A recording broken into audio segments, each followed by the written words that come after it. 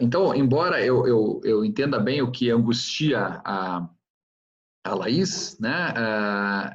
Ainda assim, eu não acho que me parece assim, me pareceu pelo menos na forma como ela está falando, que ela acha que a Scott não explica isso. Quando na realidade o que eu estou dizendo é que, pelo menos a partir da minha visão, a Scott explica muito bem isso. O fato de a gente estar amarrado a decisões do passado, a gente estar amarrado a decisores que parecem, ou agentes poderosos que parecem ligados a forças do passado, né? Mas isso tudo só mostra o quão política é essa decisão que tem que ser tomada a cada momento, né? Eu vejo assim a questão de, inclusive aí, se nós vamos é o capitalismo contra nós, né? Quando me interpretem mal ali, eu olho para o capitalismo do meu jeito que eu olho para CAPES, né?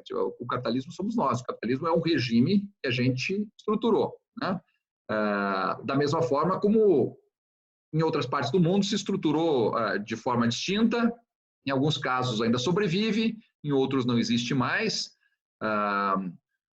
O capitalismo definitivamente não é a solução para todos os problemas do mundo, senão nós não estaríamos até no momento atual, né, tendo já o comunismo sofrido tantos reveses no mundo, nós não estaríamos ainda assim considerando ele como uma alternativa ao capitalismo. Isso mostra que o capitalismo não funciona de uma forma que todos os agentes se considerem representados e que todos considerem que isso aí é o caminho a seguir, né?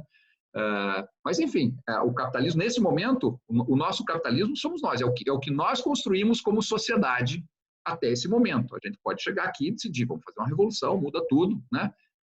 E começamos uma folha... A revolução é aquilo que permite começar de uma folha em branco, né?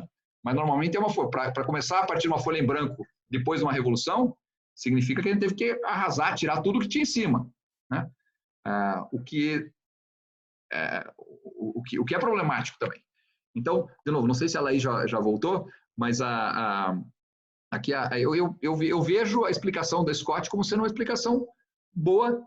Talvez a Scott não nos ajude a resolver problemas, mas ela nos ajuda a compreender por que as coisas são do jeito que são, né? E ainda esse próximo passo que vem depois da Scott, que é a teoria Torred, em que a gente começa a incluir os nossos outros agentes, quer dizer, quase como se fossem outros grupos relevantes, grupos sociais relevantes, mas agora não são grupos sociais de humanos mais, né?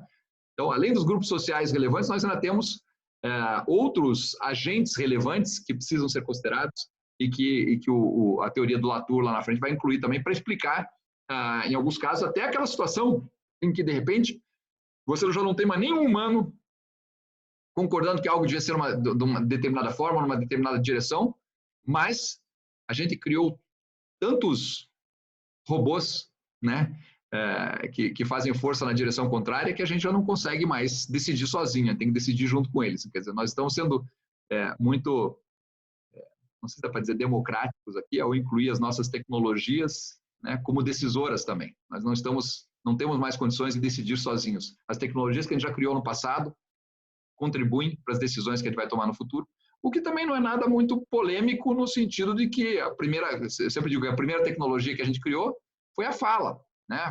Foi a linguagem, vamos dizer assim, né? E a linguagem é uma tecnologia que já formata, inclusive, aquilo que a gente consegue pensar. Então, se a linguagem formata, se a nossa primeira tecnologia já muda aquilo que a gente pode ser, nós já colocamos outros agentes aí que estão agindo e interferindo também nas decisões que a gente pode tomar. Mas, enfim, aí talvez já seja começar a filosofar mais do que a gente devia aqui nesse nosso curso introdutório a todas essas teorias, né? Porque se ele fosse muito além de ser um curso introdutório, não estaria sendo dado por um engenheiro, né? Daí você tinha que ter aqui um sociólogo ou um filósofo, que teria muito mais condições de fazer isso aqui do que a gente aqui na nossa visão quadradinha, né? Mas tentando, pelo menos, fazer algum sentido das coisas, tá? Então, assim, me solidarizo com você, Laís, porque também me incomoda o fato de perceber que decisões, né, que que meus pais, meus avós e talvez antepassados mais remotos ainda tenham tomados, limitam o escopo das decisões que eu posso tomar, ou pelo menos tornam outras decisões muito duras, muito difíceis. E aí isso ele tenta expressar aqui, nisso que ele chama assim, esse segundo passo, né, da argumentação dele, que ele fala da hardness of facts and machines, a dureza dos fatos e máquinas, né, em que ele diz que é um balanço, um equilíbrio entre os atores, entre as perspectivas dos atores das estruturas, né, é importante, né, os artefatos sociotécnicos não apenas têm uma flexibilidade interpretativa, eles podem também ser fixos e enrijecedores, né?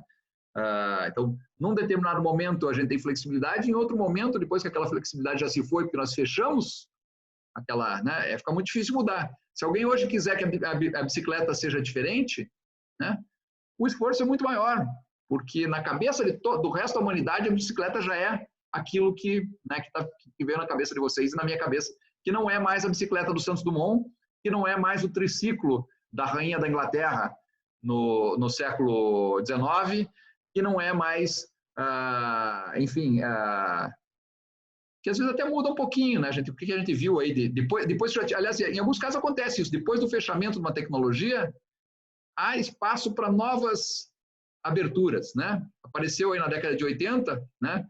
Foi muito bem expressado lá no filme ET, apareceu a mountain bike, né? Que é uma, digamos assim, é uma mudança, né? É uma reabertura do que era para ser a bicicleta. A bicicleta tinha se transformado num veículo, num meio de transporte. E notem, mesmo assim, nunca uma tecnologia está completamente fechada, tá? Eu estou dizendo aqui que bicicleta é um meio de transporte. Para mim é meio de transporte, né? Eu vou para a universidade todo dia, ou ia, né, de bicicleta. E eu não andava de bicicleta no fim de semana pelas ciclovias da cidade, assim, né, como lazer. Então, para mim, bicicleta era meio de transporte. Mas tem uma parte da população para quem o mesmo artefato tecnológico era um objeto de lazer. Durante a semana inteira a pessoa se deslocava ou de ônibus ou de carro, e daí no fim de semana, para esparecer, tirava a bicicleta para pegar um pouquinho de vento na cara, né?